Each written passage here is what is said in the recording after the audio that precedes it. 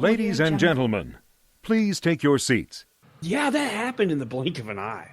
The show is about to begin. For me, it's the pot calling the kettle black. This is a bunch of bullshit. It don't work like that. The bar is open. Coming to you from Studio 237. Hi, and welcome back again to the Titty and Shiner Show. My name is Big Titty Tidwell. We have a show chocked full, and I mean full, of all the bad stuff you want to hear. My name is Shiner, and I need a cold beer. Yeah, my name is Donnie, and how are you guys doing? We're doing good, man. Doing good. I'm doing just dandy. You are. You just came back from the lake house, dude. I got back this morning, man. Yeah, that's why we're day late recording. We normally drop the episode on a Thursday. We're actually recording on Thursday, and then we'll drop the episode tonight.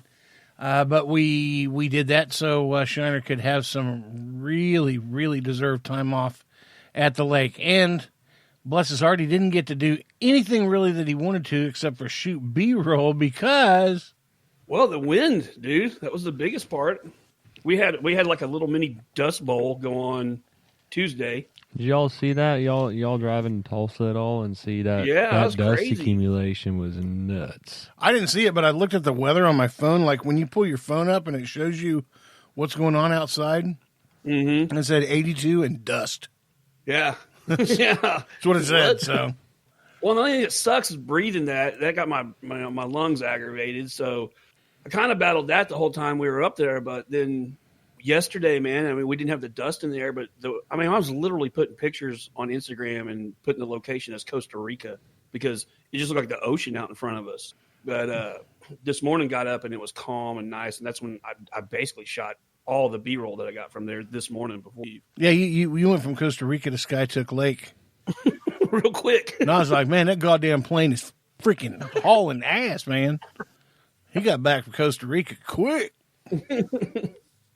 So yeah, but man, it was good to get away and just kind of check out of everything. You know, it's kind of cool. They didn't have the cable package at the cabin.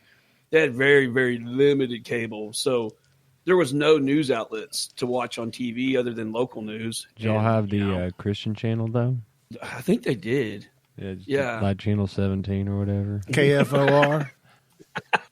Channel 17, the same one they have in the hospital. That's like channel like 82 in the hospital, way up there on the. Well, I'll tell you what, when you're watching those religious channels and you see a guy up there, he kind of looks like Bernie Mac a little bit. And his name is Creflo Dollar.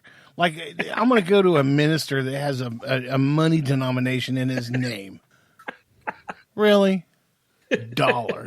In 3 years, his last name's $50. Like, Oh, it just yeah. keeps going up the longer Yeah. he's in the game. You know? Yeah, it's What's his first name? Creflo, Creflo, Creflo. or Creflo. Like cash flow. That's what he just needs to call himself. Cash flow dollar. Cash flow dollar. Reverend Cash Flow Dollar. I think, Clint Boyer, one of our favorite guys in NASCAR. We're getting ready to talk about NASCAR, but he's got a son named Cash. And Yeah. that little kid looks exactly like him. I know. I mean, down to the ball chin that he's got. Because his chin, I ain't kidding you, man. His chin looks like an 18-year-old set of balls. Yeah. Doesn't that little dude hang out with one of the other drivers' little kids? It's like the same age? Used to. Yeah. That's right. Yeah. Sorry. Yeah, he said the N-word, and now he's out of NASCAR. But Which segues great into the... You know what? Probably a good thing he said that when he did. Oh, God, no joke.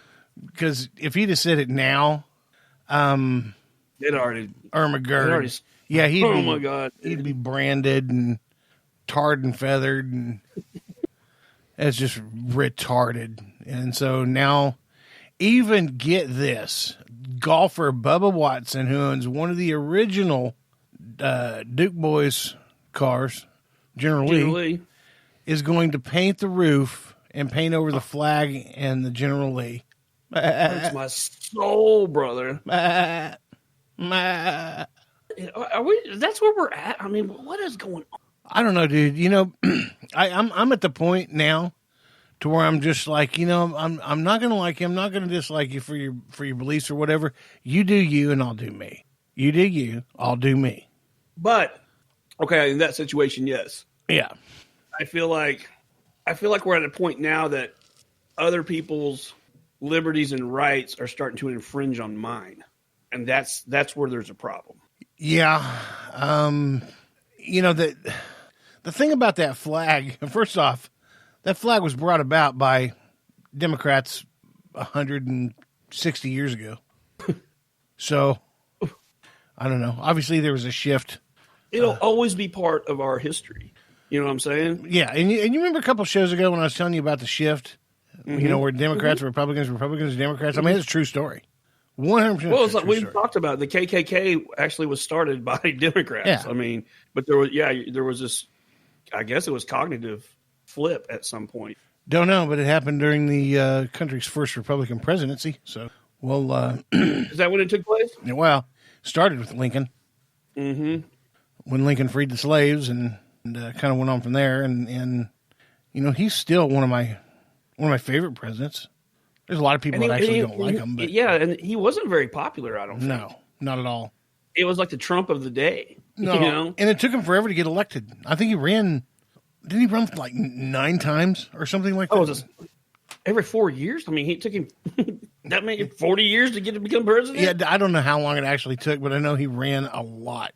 I do kind of remember hearing he ran multiple times. Yeah. Who was it? Abraham Lincoln. Abraham Lincoln? Yeah. I know that Teddy Roosevelt. That dude just campaigned like no other. He started his own party. Well, that's true. Yeah. What was it called? The Moose and Bull and Moose Party or something like that? I can't remember. Yeah, cock and balls party, something. Yeah. It was different, whatever it was. And I'm not going to look it up. That's your job. Yeah, apparently the shift happened with William Jennings Bryan back in the early 20th century. Oh, well, there you go.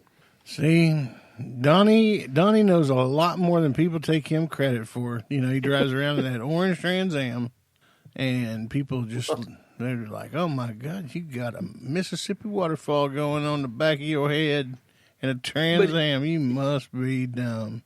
But see, that's when he surprises you, because if you go back, he just checked into the conversation. He didn't even know what we were talking about. No. And then we tell him, and he just gets something like that out. No, he was doing his normal thing. He's What? looking at his phone, answering this, answering that, and then just, wait, what?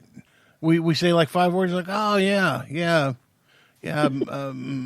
Michelle Steeples Taylor, her brother Rodney, went over to his cousin's house one day and brought a gun back to the table, and then all of a sudden Republicans became Democrats and Democrats became Republicans.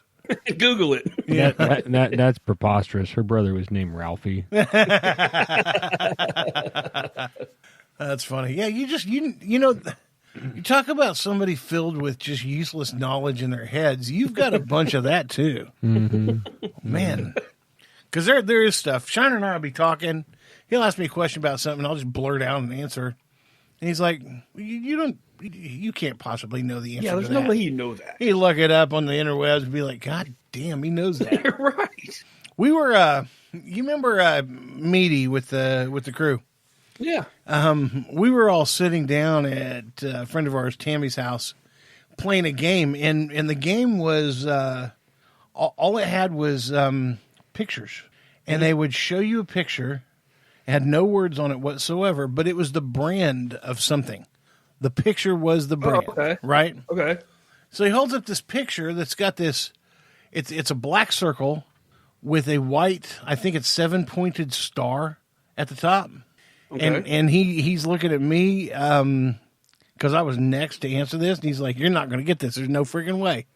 There is no freaking way you're going to know this." And I was like, "Is that a Mont Blanc pen?" And his jaw dropped and hit the table. I was like, "How the hell did you know that?" Well, first off, it's a pen that I would love to have but cannot afford because they're really expensive. And secondly, if you ever want to get me something for my birthday, That's it. you get me a Mont Blanc pen, homie. Yeah, those things are expensive. Yeah, they're nice too. But I saw there was a show on TV, and it's not on anymore, At least there's no new episodes. It's reruns. It's called How It's Made, and it was on the Science Channel. That show rules. Yeah, it was a good cool show. Dude, I learned everything from how Mont Blanc pens are made to how Kohler toilets are made to how No wonder you know somebody. You watch. I watched like 3 episodes of that ever. I've watched every episode, and then because I get some of the YouTube recommendations coming back because I've watched them on YouTube before, they keep popping up every once in a while, and then I'll go watch, something that I hadn't seen in a long time or something that I hadn't seen at all. Just to refresh. Yeah, but I mean, I was one of those. I was a little bit of a geeky nerd when it came to TV stuff. I loved MythBusters. Yeah, that's a good one too. I mean, actually, Adam and all those guys are cool and whatever, but the redhead, I'd like to grab her by the something. Her name's Carrie Byron. Be careful. Be careful. Yeah, yeah, I sure would. I would love to grab her by the hand and take her out for ice cream. How about that? Mm-hmm. There you go. Skipping while you do it. Yeah, you know who I'm talking about there, Donnie? Yeah, I do. Do you find her attractive or not really at all? Sure, yeah, she's pretty. Okay, good. I don't have to worry about you. Well said. Well said. All right, so NASCAR. Bye-bye Rebel Flag. How do you feel about that? I think it's stupid, and I think at this point everybody's just like jumping on board to appease the movement. What is the movement? Like what that's what I would love to know. What's the movement? Black Lives Matter, of course. Okay, but what's the goal? Like, I mean, I don't know, world domination? I have no idea. that's what I don't get. Like, what are we doing? Like, we're definitely not protesting the death of George Floyd anymore. No, and you and I both long gone. You and I both agreed that was bullshit. Those guys need to fry, and I hope they do. Now, there's some extenuating circumstances with some of the other guys, like the guy standing at the feet who's only been a cop for 4 days and has no idea what he's doing. Maybe you might take it a little bit easy on that guy, but the rest of them, no, not at all. And, from that, this just grew into something that I'm no longer a part of. I was all for, saying, look, something needs to be done about the police. There's a lot of brutality out there, and there is. I mean, every once in a while you'd see it on cops. Every once in a while you'd see it on. Well, we just had an incident of it by those 2 officers in Tulsa. Yeah, and the teenage kids. And and that was stupid. All he had to do was get on the PA and just say, "Come on, guys, get out of the middle of the road, please." That's it. Yeah, And it escalates into him choking that kid and jerking him out of the car and him landing on his back. Like, what are you guys doing? I mean, I realize there's a lot of frustration with a lot of these guys on the streets. I understand that, but I mean, you couldn't find a better situation, a better call to take some out of your frustration out than these 2 teenage kids that they were mouthing. But I mean, it wasn't. I mean, come on, those cops have been talked to worse than that. And now with this movement of defunding the police, I don't necessarily think that needs to be done, but what I do think is that there needs to be more accountability for police officers' actions. In other words, if they have the public trust, are they betraying the public trust by going too far? Absolutely. If they go too far, should they be punished? Absolutely. Mm-hmm. I personally think, the punishment should be double. Well, you stated that last week. Yeah, Yeah. you think if they're convicted, if they end up in court and they're convicted, they should double the sentence. Yeah. What I mean? I can't say that's wrong. I just don't know how it would. I mean, Well, the problem is you're going to have people quit the department. Police. I would think it would be a hell of a deterrent. Police are going to be hard to come by, and those that are good at their job are not going to be cheap. I don't understand what people think defunding the police department is going to do.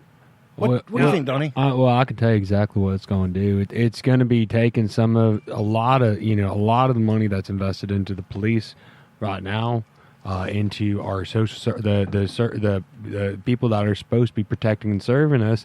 It would take a significant amount of money from that, not all of it by any means, but it would redirect a majority of that money back into the community, back into things that actually